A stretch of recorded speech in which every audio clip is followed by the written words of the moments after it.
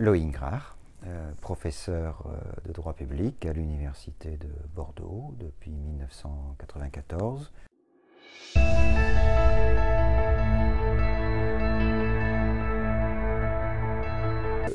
Je crois que la question ne se pose pas en ces termes. Nous sommes des auteurs, compositeurs, interprètes. Nous sommes des fabricants de connaissances, des fabricants de savoir. Alors en tant que fabricant, donc auteur, compositeur, on doit être aussi l'interprète de ce que nous avons réalisé. Mais on n'a pas toujours les mêmes publics. C'est pour ça que je dis que la question ne se pose pas en ces termes.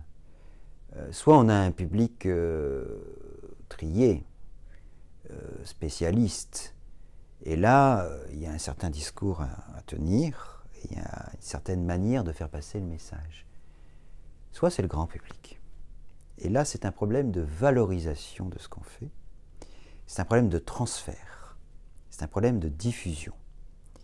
Et malgré tout, ce que nous découvrons, ce que nous fabriquons,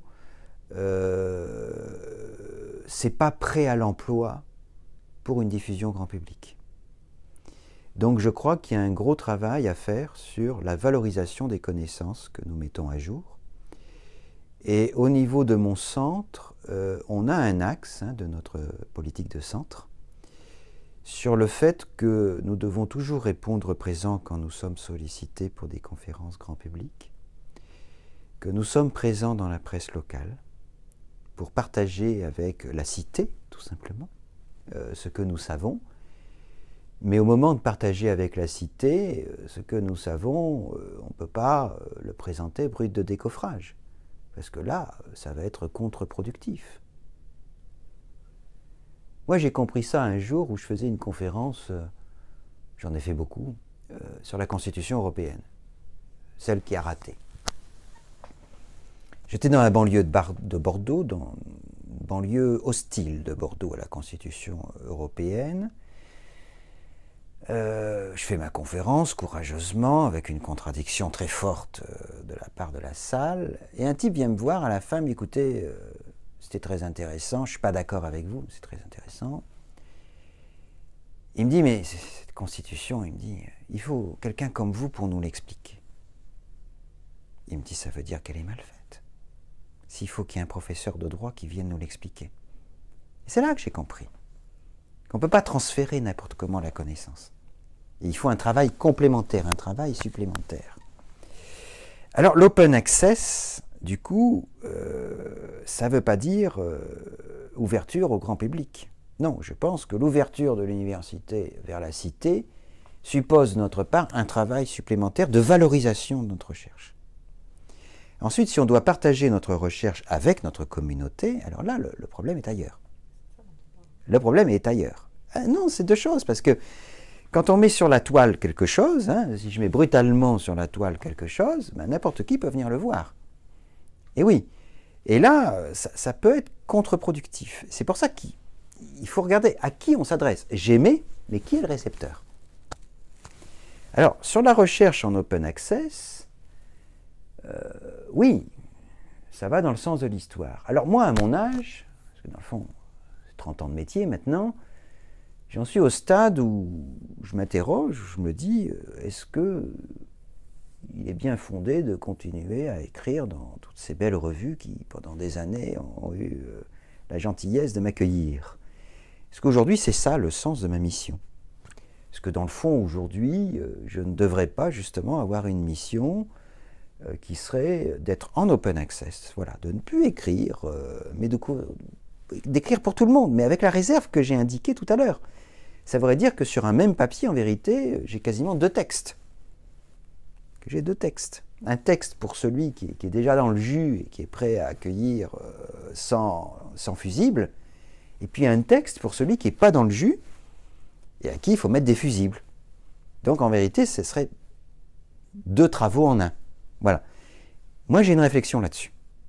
Voilà. Mais moi, je suis un vieux. Les plus jeunes de nos collègues qui rentrent dans la carrière, qui ont 28, 30 ans, 32, 35 ans, est-ce qu'il faut leur conseiller de tout de suite se lancer là, sur la toile, en open access? Parce que le risque est gros quand même. Évidemment, ils peuvent prendre le risque, mais le risque est, à mon avis, bien plus élevé, parce qu'une revue, il y a un comité de lecture, il y a des filtres, il y a beaucoup de choses. Ou alors, on fait de l'open access avec filtre. Oui, mais enfin, s'il y a un filtre, est-ce que c'est de l'open access? Je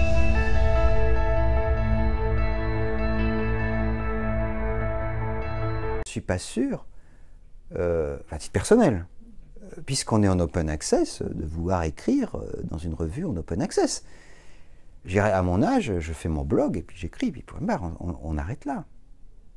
N'importe qui peut venir. Alors ça pose la question de la revue électronique. Est-ce qu'il y a un sens à la revue électronique? Dans le fond, n'importe qui peut aller sur la toile. Donc moi, je m'interroge, voilà, ça sert à quoi aujourd'hui une revue électronique? Donc, voilà, donc j'ai beaucoup de doutes, j'ai beaucoup d'incertitudes. C'est pour ça que, quand on avait parlé du principe de cette interview, je le dirais, je n'ai pas de réponse, mais j'ai beaucoup de doutes. Mais je suis sûr quand même d'une chose, il faut réfléchir sur c'est quoi le transfert, voilà. Et selon le public qu'on cible, c'est pas le même transfert de connaissances qu'on a fabriqué, auquel on doit procéder.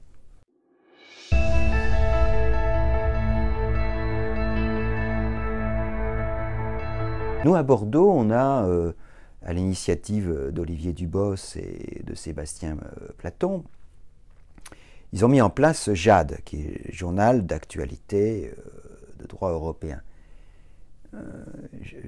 Je suis surpris, c'est un succès. Les référencements sont bons. Moi-même, quelquefois, quand je fais un petit travail, je tape la question sur Google et JAD monte très vite en puissance. Et en le voyant arriver sur mon écran, je me dis, tiens, si je n'étais pas professeur de droit, comment je lirais ce que mes collègues là ont écrit? Là, il y a une vraie question sur l'open access.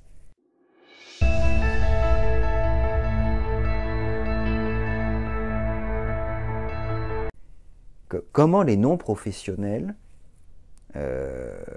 reçoivent ce qu'on écrit? Pour qui écrit-on en vérité? Pour qui écrit-on? Est-ce qu'on écrit pour des professionnels du droit, de toutes sortes, hein, pas que des académiques, hein, ou est-ce qu'on écrit aussi pour des non-professionnels? Mais auquel cas, est-ce qu'on écrit de la même manière? Moi, je ne le crois pas. Je ne le crois pas. Quand on n'enseigne pas de la même manière à des 5e années, à des premières années. Parce qu'on sait très bien que ce n'est pas le même public. Et la manière de faire passer le message n'est pas la même. Et là, quand on va aller sur la toile en open access, en archive ouverte ou je ne sais quoi, si on veut avoir une vraie utilité, ben, je crois qu'il faut avoir deux manières de transférer le savoir. Mais où est-ce qu'on trouve l'équilibre? Moi j'ai un embarras là-dessus.